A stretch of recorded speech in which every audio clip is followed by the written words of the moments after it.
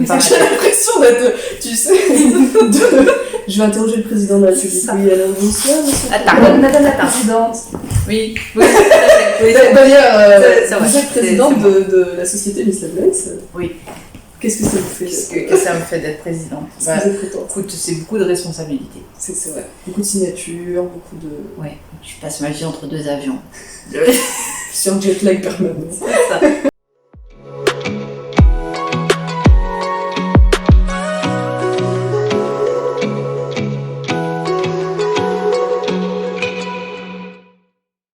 Bonjour à tous et bonjour à toutes et bienvenue sur la chaîne du boudoir de Miss Lovelace. Je suis Anne-Claire et je suis avec mon acolyte Julie que vous connaissez déjà. Aujourd'hui on vous fait une nouvelle vidéo qui sera un portrait chinois sur une idée de Julie pour que vous appreniez à mieux nous connaître. J'ai sélectionné quelques petites questions qui sont pas vraiment des questions mais des affirmations. Ouais. J'ai essayé d'aller un peu dans les livres, tout ça, pour qu'on soit quand même dans le sujet. Et donc, on va commencer maintenant. Julie, si tu étais un art, lequel serait-ce?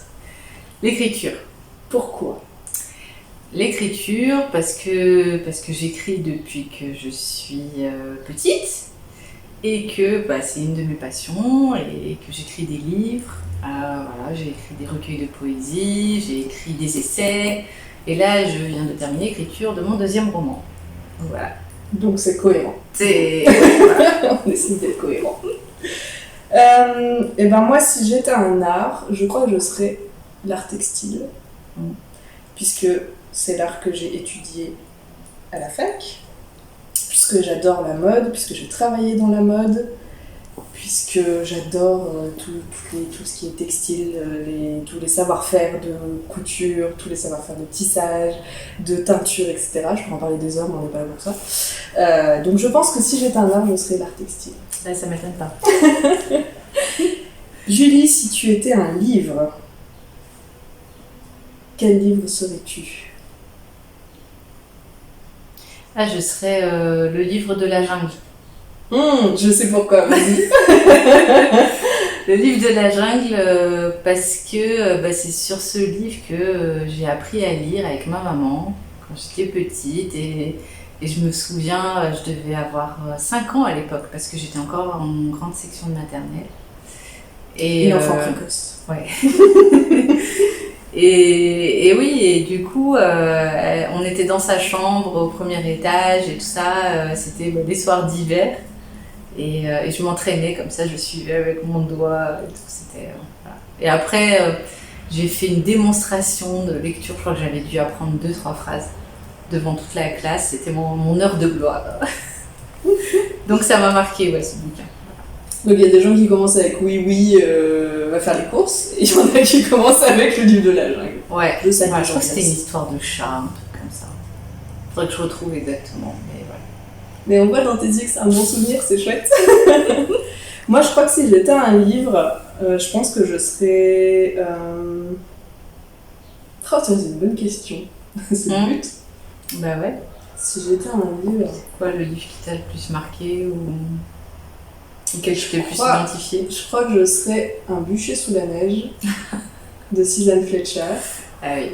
Parce que c'est un de mes livres préférés, parce que je trouve que l'histoire elle est hyper intéressante puisqu'on suit une jeune femme en fait qui est accusée de sorcellerie et juste parce que c'est une femme en fait comme beaucoup de femmes à cette époque-là et en fait l'idée c'est que elle est emprisonnée pendant l'hiver et ils attendent que la neige fonde. Ils sont en train de construire son bûcher, ils attendent que la neige fonde pour la brûler. Et en fait, il y a un prêtre qui vient pour écouter son histoire. Et ça a un côté très contemplatif parce qu'on se trouve dans les Highlands et tout, donc le décor est fou. Mais c'est surtout la morale en fait de ce livre-là. C'est super bien écrit, enfin vraiment c'est un de mes livres préférés. Donc je pense que je serai Un bûcher sous la neige. Ouais, tu m'avais conseillé de le lire. Oui. Au tout début où je t'ai rencontrée. Et ben voilà. Tu vas être obligée de le mettre. Julie, si tu étais un thé, quel tu serais? Je serais un thé vert aux fruits exotiques. parce que j'aime bien voyager. J'ai toujours envie d'aller voir des pays un peu lointains. Voilà, j'étais à Bali, j'ai envie d'aller au Japon, voir les temples et les jardins japonais, tout ça. Donc, ouais, un théophile exotique, je trouve que ça. Et puis, c'est à côté un peu soleil, chaleureux, tout ça. Et voilà. Ouais, je trouve que ça te ressemble assez bien. J'étais sûre que t'allais choisir un truc comme ça. Ouais, tu vois, comme tu sais, la mangue, c'est un de mes fruits préférés, si ce n'est mon fruit préféré. Donc, voilà. Ouais, puis ce côté exotique et tout, ça te ressemble bien. Donc, ouais, je valide ce thé. Et toi, du coup, ça serait quoi? Alors, moi, je pense que, d'une part, parce que c'est un des thés que je préfère, et d'autre part, parce que je ne suis pas du matin, je pense que je serais un Earl Grey. Parce que j'en ai besoin chaque matin. Donc, je pense que je serais un Earl Grey. Je pense que ça me ressemble bien. J'avoue. Ouais, on n'est pas sur les mêmes rythmes. Non, vraiment. Le matin, c'est compliqué. Julie, si tu étais un genre littéraire. Un roman contemporain. Je trouve étonnant. Ouais, en fait, j'aurais pu dire de la poésie, mais non, parce que finalement, j'en écris beaucoup, mais j'en lis pas comme ça. Donc ouais, un roman contemporain parce que c'est le genre que je lis le plus. C'est ce qui me plaît le plus. Ouais, ce qui me plaît le plus parce que après je sais pas si c'est lié à l'autisme ou quoi, mais j'ai du mal dans des histoires où il faut tout inventer en fait. Tout s'imaginer. Ouais, voilà, il faut tout s'imaginer, il faut s'imaginer les persos, il faut s'imaginer les décors, il faut s'imaginer de nouvelles sociétés, tu vois, comme dans la science-fiction. Du coup, c'est compliqué pour moi. Alors que dans les romans contemporains, finalement, ça ressemble à la vie qu'on mène tous les jours. Du coup, c'est plus simple. Donc, c'est plus simple pour moi, voilà. Donc, je pense que c'est pour ça que je lis essentiellement ce genre-là. Voilà. Ouais, c'est cohérent. Bah, moi, du coup, tout l'inverse de toi, tout ce qui est fantasy, non-fiction, etc. Parce que moi, je pense que justement, j'ai un esprit très vagabond, très rêveur, et du coup, justement, j'arrive à vraiment m'imaginer les histoires. Ouais. Et du coup, je me fais tout un truc, tout un monde dans ma tête avec les descriptions des auteurs et des autrices, et il y a des endroits où j'ai trop envie de vivre, tu vois, et je me dis, j'aimerais trop que ça existe en vrai. Donc moi, je pense que je serais plus dans dans la non-fiction, en tout cas sûre, et fantasy, fantastique, science-fiction, tout ça, ouais, carrément.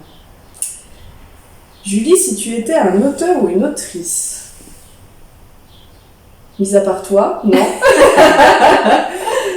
George Sand. Très étonnant. Ouais. En fait, ce portrait, on aurait dû faire tu réponds pour moi et je réponds pour toi. On en fera un autre comme ça. Ouais. Ça peut être une bonne idée. Ouais, George Sand, parce que c'est une femme moderne, parce que oui, elle allait, comment dire ça, elle était anticonformiste, et que c'est un modèle pour moi, tant sur la liberté qu'elle s'autorisait, que ce soit dans sa vie perso, dans sa vie sentimentale, mais aussi dans son art. Et l'indépendance qu'elle avait, le caractère et tout ça. Ça te ressemble. Non, mais je suis pas très étonnée de ce choix. Voilà. Moi, sans prétention, parce que genre, j'aimerais être Patrick Suskind, qui a écrit Le Parfum, qui est mon livre préféré de tous les temps, je pense. Ouais. Parce que ce livre, il est complètement fou. L'auteur, il écrit et il décrit des parfums et tu lis et tu sens en fait. Je le trouve complètement fou. Ah ouais, il a un pouvoir d'évocation magistral. Il est incroyable ce livre. Et en plus, je me souviens que je l'ai étudié en terminale. Et franchement, quand on te dit tu vas étudier un livre en littérature, t'es là. Non, merci. Parce que j'ai eu Les Caractères de la Bruyère, par exemple. Oui, moi aussi. Que j'ai lu 2 pages, hein, je l'ai revendu de suite, parce que voilà. Donc heureusement, je suis pas tombée là-dessus au bac. Ouais. Mais en général, les livres qu'on te fait étudier en cours, franchement, alors déjà, si t'aimes pas les classiques, c'est compliqué. Et en plus, généralement, c'est pas toujours des trucs qui sont très actuels pour nous, qui nous parlent, ou dans une langue, dans un langage en tout cas, qui nous parle. Et là, je sais pas, mais Le Parfum, ça a été vraiment la révélation, tu vois. Je me suis dit, en fait, on peut étudier des trucs cool à l'école, en littérature. Et d'ailleurs, je me souviens qu'au bac, En première, il fallait écrire à un auteur. C'était le bac de français. Et j'avais écrit à Suskin en lui expliquant pourquoi j'aimais tant ses écrits et tout. Et j'avais une bonne note. Super. Et j'avais trouvé que le sujet était hyper chouette. Pour un bac de français, je trouvais ça super chouette de pouvoir écrire à un auteur et que ce soit valorisé en fait. Ah ouais, carrément. Donc si j'étais un auteur, je pense que ce serait Patrick Suskin. Ouais. Tu vois, j'aurais hésité. Si j'avais dû répondre pour toi, je pense que j'aurais hésité entre Susskind et Malzieu. Ouais, Mathias Malzieu. C'est vrai. C'est vrai. Ah, c'est vrai. Voilà. Bon, on sera obligé d'en refaire. Ouais. Julie, si tu étais un héros ou une héroïne littéraire, qui serais-tu? Ça, c'est dur. Hein. Ouais, ça, c'est difficile. Si t'en as deux, tu peux en dire deux. Si t'en as aucun, je pense que je vais rester sur ma lancée là, des femmes un peu loufoques, indépendantes et tout ça là. Et je vais dire Bridget Jones. Mais c'est tout toi. Voilà. Mais moi qui te connais, c'est exactement ça. Ouais, c'est le côté un peu aussi maladroit, tu vois. Le côté un peu à côté de la plaque, le côté... ouais, un peu... Enfin, ouais, la fraîcheur qui va avec aussi, tu vois. Cette espèce de candeur et en même temps, pareil, le côté anticonformiste. Oui, ça te ressemble bien. Et toi, du coup? Alors, moi, j'hésite entre plusieurs, mais il y en a un qui me vient de suite, enfin, une qui me vient de suite. Alors, on n'est pas du tout dans les choses très classiques, etc. Mais je pense que Katniss Everdeen, dans Hunger Games, donc c'est l'héroïne de toute la saga Hunger Games, c'est cette époque où le young adulte, là, il y avait tout ce qui est Divergente, Twilight, etc. Tu vois. Ouais. Et cette époque-là, il y avait que des héroïnes badass. Ouais. Et genre Hunger Games, Katniss, elle arrive déjà, elle prend la place de sa petite sœur pour pas que sa petite sœur meure, tu vois, parce que on sait pas si, voilà, t'es tribu, donc tu sais pas si tu vas rester vivant ou pas. Ouais. Donc elle se sacrifie pour sa petite sœur. Derrière, elle botte des culs, c'est un truc de fou. Elle bute des gens pour survivre. Elle aide une jeune fille pour les... Enfin, franchement... Ouais, ça m'étonne pas de toi. J'aimerais bien... sans prétention, hein, parce que genre... je crois que je botte un peu des culs quand même. Mais... mais Katniss Everdeen, ça me parle bien, tu vois. Oui, bah oui. Mais c'est cohérent. Quand on te connaît un peu, quand on connaît ton passé sportif aussi, tout ça, là. Bon, très bien, si je suis cohérente. C'est pas surprenant, en tout cas. Julie, si tu étais un conte de fées... Je suis en train de réfléchir en même temps à ma réponse parce que je sais pas ce que je vais dire. Si j'étais un conte de fées... Oh non, qu'est-ce qu'elle va me dire? Mais je crois que c'est pas politiquement correct. Ouais, je couperai au montage, c'est pas correct. Je ferais Blanche-Neige et les 7 nains. À cause des nains. Voilà. Mais non, parce que c'est cool d'être un nain. Ouais, parce que c'est d'être avec une autiste Asperger. Je me dis... ouais. Non, j'imagine parce que t'aimerais bien vivre avec 7 nains. Dans une chaumière. Non, j'aurais bien aimé être un nain. Ah, t'aurais voulu être un nain. Grave. Voilà, et donc Blanche-Neige. Comme Passe-Partout et tout, tu vois. Donc tu serais... Je serais un nain, je serais prof. Et j'étais en train de chercher lequel tu serais prof. Ouais. Oui, parce que là, tu vois, on dit, tu serais un conte de fées, mais on se dit, elle va être Blanche-Neige. Ah bah non, mais attends, Blanche-Neige, elle est un peu connasse quand même, elle comprend pas et tout, on l'empoisonne, elle attend le prince, excuse-moi. C'est passé, ça, nous, on n'y croit plus. C'est-à-dire que tu peux pas à la fois avoir comme héroïne George Sand et Blanche-Neige. Oui, c'est vrai que c'est un peu incohérent, oui, je suis d'accord. Tu vois, ouais. Alors que prof, franchement, c'est le boss des nains. Donc, non, c'est cool. Ouais, ok. Et ben, moi, du coup, je pense que je serais maléfique dans La Belle au Bois dormant. Parce que je la trouve badass à souhait. Je la trouve beaucoup trop cool. Ouais. Et même quand j'étais plus petite, Aurore, je la trouvais... les petits oiseaux. Le prince, je l'ai vu une fois en ombre dans la forêt. Je suis amoureuse. Je vais me marier, avoir des enfants. Non, Jacqueline, tu te calmes. Et du coup, moi j'aimais bien Maléfique, quoi. Je la trouvais vraiment cool avec son corbeau et tout. La meuf, elle arrive, elle en impose, tu vois. Ouais. Donc plutôt La Belle au bois dormant, mais pas pour être Aurore, pour être maléfique. Voilà. Et je pense que, comme je t'ai dit l'autre fois, les méchants de Disney... Ouais, c'est pas des vrais méchants. C'est pas des vrais méchants, ou alors... Maintenant, en plus, ils ont fait un film maléfique. Mais j'ai vu le film. Angelina Jolie, qui est super. Qui était vachement bien. Et je trouve que, du coup, je me doutais qu'elle avait vécu un truc comme ça, tu vois. Je me disais, tu peux pas être méchant juste comme ça. 100%, ouais. Et du coup, revanche sur la vie et tout, t'as voulu me la faire à l'envers, donc moi je pense que c'est maléfique. Mais en vrai, je pense que c'est pareil dans la vie. Hein. Les gens sont jamais 100% gentils ou 100% méchants. C'est pas noir ou blanc. Non, je suis d'accord avec toi. Si tu étais un accessoire de lecture... Ah, je serais la loupiote là. Ceci est un canard. Dans mon langage d'autiste, c'est une loupiote. Ouais, je serais une... Tu sais, les lampes veilleuses là qu'on accroche sur son livre. Ouais, les petites lampes qu'on clip là. Ouais, pour pouvoir lire la nuit sans embêter le reste du monde. Voilà. Moi du coup, ça va un peu dans ton sens. Je pense que je serais une liseuse numérique parce que rétroéclairée. Parce que justement, tu peux lire la nuit et ça c'est trop bien parce que j'aime bien les lire. Tu te rappelles quand même qu'on ouvre une librairie? Oui. Non mais je veux dire, avec des livres papier, oui, mais j'adore le papier. Franchement, je ne pourrais pas m'en passer. Mais pour lire le soir, la liseuse, c'est vraiment trop cool, quoi. Ouais. Et en plus, tu peux emporter plein de livres dans ton sac et tout. Mais ça m'empêche pas, généralement, d'avoir le livre en papier et de l'acheter en numérique. Comme ça. Ah oui, d'accord. Double... D'accord. Donc je fais aussi marcher le business du papier, pas sur toi. Ça va. Et de l'occasion surtout. Et surtout de l'occasion, parce que du coup, vu que je les achète en 2 fois, c'est mieux d'avoir l'occasion. Si tu étais un mot... Chocolat. Voilà. Et encore, je te l'ai pas fait en chocolat. Ah non. Eh oui, grâce à moi, tu vas l'avoir dans la tête toute la soirée. Je te... Me remerciez pas, vous aussi, c'est gratuit. Voilà, chocolat, parce que chocolat, c'est la vie.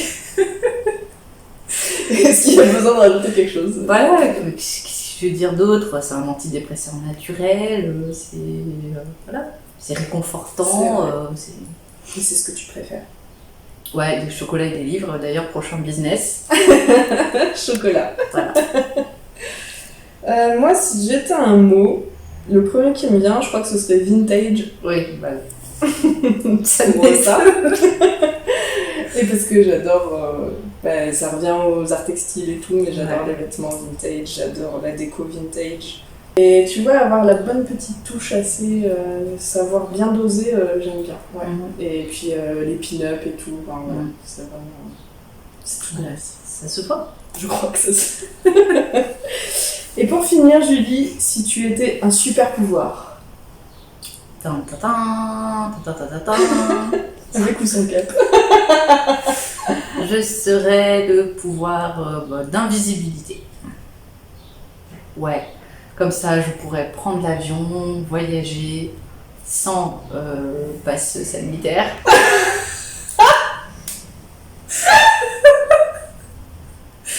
Voilà.